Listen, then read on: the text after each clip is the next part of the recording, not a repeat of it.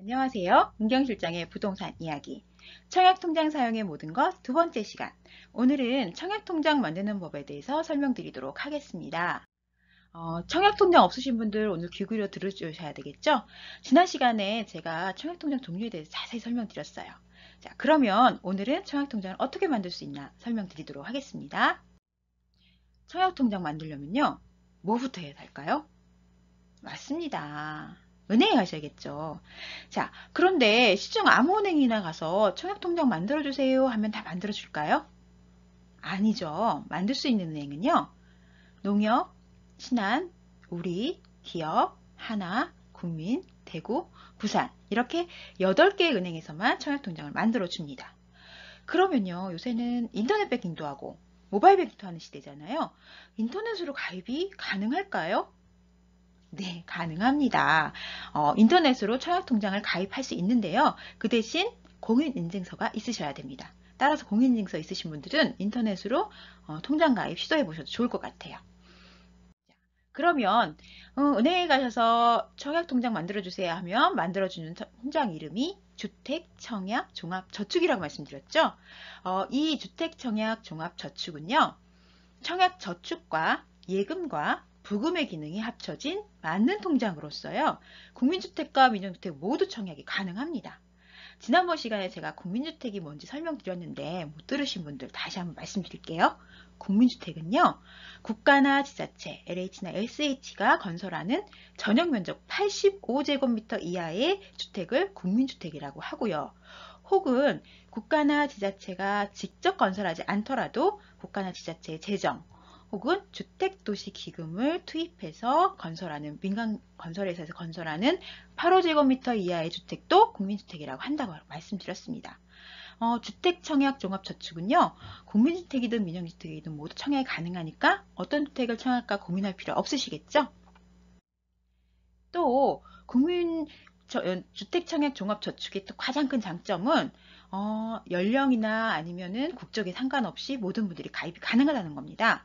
국민인 개인이나 국내 거소가 있는 재외동포 그리고 외국인 거주자조차 가입할 수 있는 만능통장입니다. 직접 본인이 은행에 가셔서 가입할 때는요. 실명 확인 증표를 들고 가시면 됩니다. 말이 너무 어려운데요. 그럼 신분증 말씀드리는 거예요. 자, 어떤 신분증 필요한지 한번 볼게요. 국내 거주 대한민국 국민은요. 주민등록증, 운전면허증, 여권 중 하나 가져가시면 되고요. 국내 거소가 있는 재외국민은요. 재외국민용 주민등록증이 있습니다. 그걸 가져가시면 되고요. 국내 거소가 있는 외국국적 동포는 외국국적 동포 국내 거소 신고증을 가져가시면 돼요. 외국인 거주자는 외국인 등록증 있으시죠? 그걸 가져가셔서 만들어주세요 하면 만들어주십니다. 그런데 본인이 직접 못 갈 경우 있잖아요. 특히 어린 자녀분들 엄마나 아빠가 가입해 주실 수 있죠. 그럴 때는 부모님이 가입하실 때 또는 자녀분이 가입도 가능하고요. 배우자분이 가셔서 가입할 수 있으세요. 그럴 때는 주민등록 등본 한 통을 떼가지고 가시고요. 가시는 대리인의 신분증을 들고 가시면 됩니다. 그런데 배우자도 아니고요. 부모님도 아니고 자녀분도 아닌 제3자가 가입 신청이 가능합니다. 그럴 때 좀 필요한 서류가 조금 많긴 해요. 어떤 서류가 필요하냐면요. 본인 및 가시는 대리인의 신분증, 아까 설명드렸죠. 신명확인증표. 그리고 본인이 작성한 위임장. 본인은 누구누구 위임인 누구누구에게 금융계좌 개설령에 대한 권리를 위임합니다. 라고 쓰셔서 도장 꽝 찍으셔서 가져가시면 되고요. 그리고 본인이 금융계좌 개설용이라는 용도로 인감증명서 한 통을 첨부해서 보내주시면 제3자가 가셨을 때도 주택청약종합저축을 가입할 수 있습니다. 주택청약종합저축은요. 입금 방식 다양한데요. 자유적립식이에요. 그래서 한 회차당 2만원에서 50만원까지 꼬박꼬박 불입할 수도 있고요. 통장에 있는 돈이 1,500만원이 넘지 않을 경우에는요. 50만원 넘더라도 목돈을 넣을 수 있는 초과납입도 가능합니다. 제가 지난 시간에요. 청약저축은 국민주택만 청약할 수 있다고 말씀드렸어요. 그런데 청약저축 갖고 계신 분들 중에서 민영주택이 이제 청약 예정이라고 나왔는데 너무 마음에 들어요. 그러면 어떻게 청약할 수 있을까? 가능합니다. 은행에 가셔서요.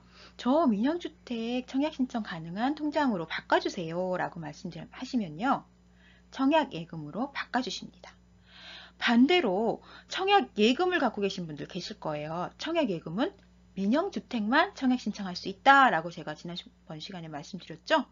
근데 국민주택 중에서 마음에 드는 주택이 청약 예정이래요. 그러면 은행에 가셔서 반대로 저 국민주택 청약할 건데요.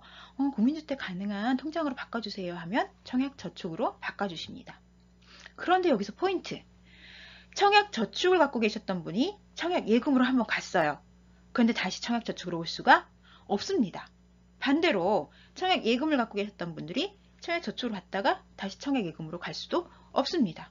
따라서 통장을 바꾸시는 거는 신중하게 생각하셔서 바꾸셔야 되고요.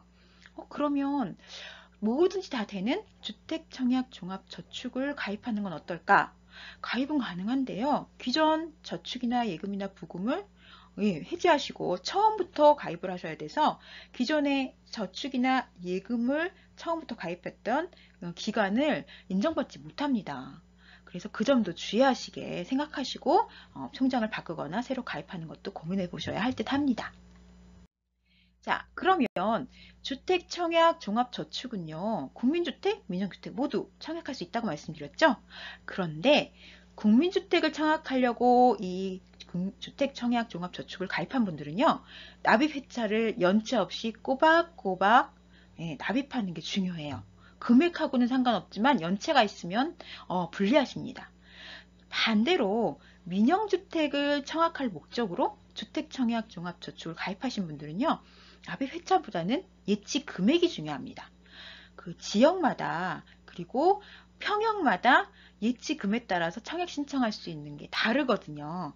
그 부분은요. 제가 다음 시간 청약 1순위 조건에서 자세히 설명드릴게요. 그럼 다음 시간도 놓치지 말아야겠죠? 자, 오늘은 청약통장 만드는 법에 대해서 자세히 설명드렸고요. 다음 시간에는 청약 1순위 조건에 대해 설명드리도록 하겠습니다. 궁금하신 부분은 언제든지 은경실장의 부동산 얘기에 문의해 주시고요. 다음 시간에 뵙도록 하겠습니다. 감사합니다.